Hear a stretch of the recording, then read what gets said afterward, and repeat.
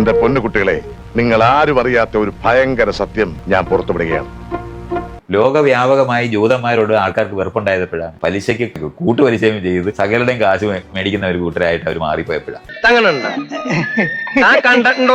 സകല ബാങ്ക് നടത്തുന്നത് ജൂതന്മാരായി ഇപ്പൊ യൂറോപ്പ് മുഴുവനുണ്ട്. ഇതിന് വേൾഡ് ബാങ്കിന്റെ മുഴുവൻ പണവും ജൂതന്മാരുടെ. അതിലൊരു ചതി ഇല്ലേ? എന്ത് ചതി? ഇതിന്റെ പേരാണ് അസൂയ, ഇംഗ്ലീഷിൽ ജലസി എന്ന് പറയും. കാശ്മീർ ഫയൽസ് എടുക്കാം. ഇപ്പോൾ കാശ്മീർ പണ്ഡിറ്റുകൾ കൂട്ടക്കൊല ചെയ്യപ്പെടുകയും അവിടെ വലിയ മരണങ്ങൾ ഉണ്ടാവുകയും ചെയ്തിട്ടുണ്ട്. ഒരു യാഥാർത്ഥ്യം അവിടെ ഉണ്ടല്ലോ. അങ്ങനെ ഒരു സംഭവം ഉണ്ടായി. അതിനെടുത്ത് സിനിമ ചെയ്യുന്നത് എങ്ങനെയാ പ്രൊപ്പഗാൻഡ സിനിമയാവുക? പേനായിക്കറിഞ്ഞാൽ കൊല്ലും കേട്ടോ. എന്നോട് ചോദ്യം ചോദിക്കുന്നു. ബുദ്ധിയുണ്ടോ? അവിടുത്തെ പണ്ഡിറ്റുകളായിരുന്ന ആൾക്കാർ എന്താ ചെയ്തിരുന്നതെന്ന് ആരും ചോദിക്കത്തില്ല ഒരു സൈഡ്. ഇപ്പൊ ഇവിടെ മലബാർ കലാപം നടക്കുന്നത് അവിടെ കർഷക സമരമായിരുന്നു എന്നുള്ള ഒരു വശവും നമ്മൾ അതിനകത്ത് കാണേണ്ടതുണ്ട്. നിങ്ങൾ ഈ നാടിന്റെ അഭിമാനമാണ് രമേശ് നായർ. കശ്മീർ ഫയൽസ് ഉണ്ടാക്കുന്ന സമയത്ത് കുറച്ച് പേരെ അങ്ങ് ആൾക്കാർ കൊല്ലുമൊന്നുമല്ലേ. ഈ പണ്ഡിറ്റുകളോടൊപ്പം വിരോധം ഉണ്ടാവാൻ ആളുകൾക്ക് വിരോധം ഉണ്ടായി. എന്തിനെ? ആ വിരോധം ഉണ്ടാകുന്ന അവർ പണ്ഡിറ്റുകളായിട്ട് തന്നെ ഇരിക്കുന്നതുകൊണ്ട് തന്നെയാണ്. എന്തേ കൊക്കോക്കോളം നിങ്ങളെ പിടിച്ച് കടിച്ച മറ്റുള്ളവരെ ഭരിക്കുന്നവർ തന്നെയാണ് അവര്. നിർത്ത്. ഇയാൾ ഇങ്ങനെ വിട്ടാ പറ്റില്ല. ഇനി ആരും സൂത്രം കാണിച്ചേട്ടാ.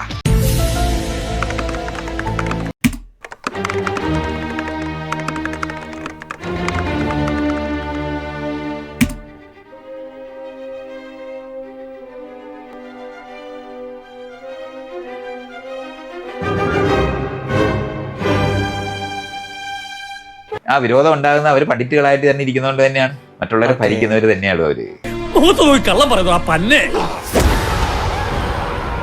നമുക്ക് ഇവിടെ ആൾക്കാർ ബ്രാഹ്മണ വിരോധം, അവര് ബ്രാഹ്മണന്മാരെ ആരെ നേരിട്ട് വല്ലവരും വെട്ടിക്കൊന്നോ? തങ്കോ അണ്ണാന്ന് മാറ്റി വിളിക്കാൻ അറിയാട്ടോ.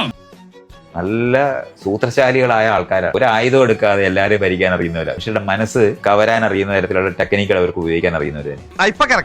ഒന്ന് എണീറ്റ് പോടാ വരുന്നത്. ഒരു ചായ വാങ്ങി മോന്തി വൈകുന്നേരം വരെ കരക്കാരെ കുറ്റം പറഞ്ഞ് ഇരുന്നോളൂ. സകല ബാങ്കിനകത്ത് സകല ജഡ്ജിമാരും ബ്രാഹ്മണരായ എങ്ങനെ വെറുതെ നോക്കിയാൽ മതി. അതുകൊണ്ടാണ് നമ്മൾ അത് തിരിച്ചറിയേണ്ടത്. ഞാൻ ഇവനുമായിട്ട് കുറെ ദിവസങ്ങളിലായിട്ട് ഇതിന്റെ ചർച്ചയിലാണ്. അവനാണ് ഒരുപാട് കാര്യങ്ങൾ എനിക്ക് പറഞ്ഞു തന്നത്. അതുകൊണ്ട് അവര് വയലന്റ് അല്ലെന്ന് പറഞ്ഞാൽ വളരെ സൂക്ഷ്മമായി മറ്റുള്ളവരുടെ മേളിൽ ആധിപത്യം ഉണ്ടാക്കാൻ അറിയുന്നവർ തന്നെയാണ്. അങ്ങനത്തെ ഒരു സ്ഥലം ഇതിനകത്തെല്ലാം ആ ഏരിയകൾ പറയപ്പെടേണ്ടി വരും. ജനം മറന്നു കിടക്കുന്ന പഴയ കഥ കുത്തിപ്പൊക്കി അല്ലെങ്കിൽ തന്നെ ഈ നാട്ടില് ആവശ്യത്തിന് പ്രശ്നങ്ങളും കുഴപ്പങ്ങളും ഒക്കെ ഉണ്ട്. അതിന്റെ ഇടയിൽ കൂടെ നിന്റെ ഒരു കഥാപ്രസംഗം പറഞ്ഞിട്ട് ഈ നാട്ടിലൊരു പുതിയ പ്രശ്നം ഉണ്ടാക്കണ്ട. നേരത്തെ പറഞ്ഞില്ല, സിനിമയെ ഞാൻ എടുത്തിട്ടുള്ളൂ, ഞാൻ നോവലേ എഴുതിയിട്ടുള്ളൂ, ഞാൻ ആരെയും ഉപദ്രവിക്കാൻ നടന്നിട്ടില്ലെന്ന് പറയുമ്പോൾ അതിനകത്തൂടെ വെറുപ്പ് പഠിപ്പിക്കുന്ന സാധനങ്ങളുണ്ട്. ഞാൻ പല പ്രാവശ്യം ശ്രദ്ധിക്കുകയാണ്. ഞാൻ ആ വണ്ടി ഇടിച്ചോനെ പ്രാവുമ്പോ നീ എന്തിനാ ഞെട്ടണേ? അത് നമ്മൾ രണ്ടു വശവും ചിന്തിക്കണം. ഇതിപ്പോ പറഞ്ഞപ്പോൾ റെലവെന്റ് ആയിട്ടുള്ള ഒരു സാധനം കൂടി ഒന്ന് ഡിസ്പ്ലേ ചെയ്തേക്കാം. അത് നമ്മളുടെ മൈത്രയും പറഞ്ഞൊരു സാധനമാണ് കഴിഞ്ഞ ദിവസത്തെ ഒരു ചർച്ചയിൽ. അത് ഇതാണ്: എസൻസ് ഗ്ലോബലിന്റെ രാഷ്ട്രീയത്തോട് എനിക്ക് വിയോജിപ്പുണ്ട്. സാമ്രാജ്യത്വ ശക്തി കൂടെ അജണ്ടയാണത്. ഇപ്പോൾ ഇന്ത്യ ഭരിക്കുന്നവരുടെ രാഷ്ട്രീയമാണ് അവരുടേതും. അവർ ഇസ്രായേലിനെ പിന്തുണയ്ക്കുന്നുണ്ട്. ആ രാഷ്ട്രീയത്തോട് സഹകരിക്കാൻ എനിക്ക് കഴിയില്ല. അടുത്ത സെന്റൻസ് ആണ് ഇതിൽ ഹൈലൈറ്റ്. വസ്തുതകളെ രാഷ്ട്രീയത്തിന് വേണ്ടി ഉപയോഗിക്കുന്നവരാണവർ.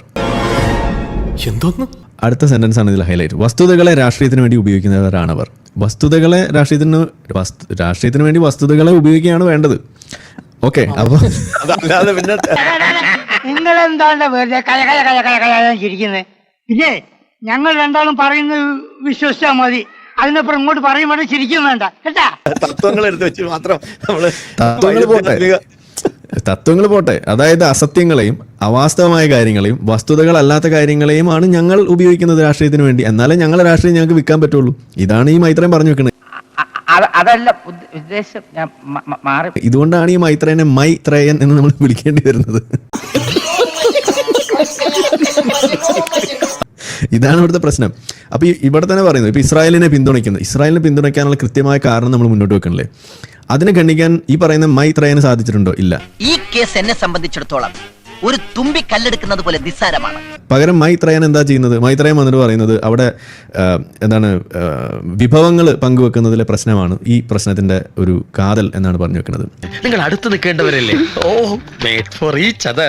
ഒരു തരത്തിലും സബ്സ്റ്റാൻഷിയേറ്റ് ചെയ്യാൻ പറ്റാത്ത കാര്യമാണത്. നമ്മൾ പലതവണ അത് വിശദീകരിച്ച കാര്യമാണ്. എന്നിട്ടും ഇപ്പോഴും അതാ പറഞ്ഞുകൊണ്ടിരിക്കുന്നത്. ഇതിന്റെ കോർ പ്രശ്നം എന്ന് പറയുന്നത് മതമാണ്. അപ്പൊ നമ്മൾ പറയുന്നത് വസ്തുത, അത് ഇവർ സമ്മതിച്ചു. അത് തന്നെ വലിയൊരു അംഗീകാരമായിട്ടാണ് നമ്മൾ എടുക്കുന്നത്. എസൻസിലുള്ള നമ്മളെ പോലുള്ള ആളുകളും രവീന്ദ്രനായാലും രാഷ്ട്രീയത്തിന് വേണ്ടി ഉപയോഗിക്കുന്നത് വസ്തുതകൾ തന്നെയാണ് എന്ന് ഉള്ളൊരു അപ്രൂവലാണ് ഇവിടെ വന്നിരിക്കുന്നത്. കുഴപ്പമായി എന്നാ തോന്നുന്നത്. This is for Maithreyan's understanding. Maithreyan അറിഞ്ഞൂടാത്തൊരു കാര്യമുണ്ട്. എസൻസ് ഗ്ലോബലിന്റെ അതെ, സ്റ്റേറ്റ്മെന്റുകളിൽ ഒരു സെക്കൻഡ്. മൈത്രേൻ എന്നല്ല പറയേണ്ടത്,